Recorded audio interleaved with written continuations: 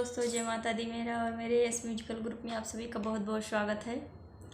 पिया पउतै नौकरिया गढ़ावै झुलनी, पिया पउतै नौकरिया गढ़ावै झुलनी, गढ़ावै झुलनी हो गढ़ावै झुलनी, गढ़ावै झुलनी हो मंगावै झुलनी, पिया पउतै नौकरिया गढ़ावै झुलनी, पिया पउतै नौकरिया मंगावै झुलनी।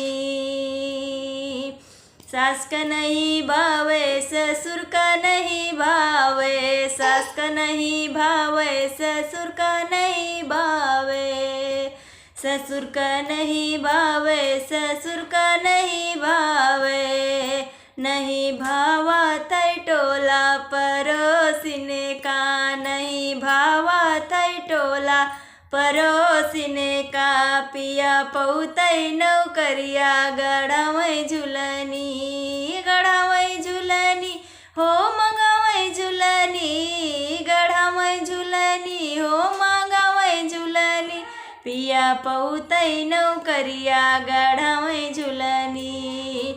जेठ का नहीं भावे जेठानिक नहीं भावे, जेठ का नहीं भावे जेठानिक नहीं भावे, नहीं भावा तै टोला परोसिने का, नहीं भावा तै टोला परोसिने का, पिया पउतै नौकरिया गढ़ावै झुलनी, गढ़ावै झुलनी हो मंगावै झुलनी, पिया पउतै नौकरिया गढ़ावै झुलनी।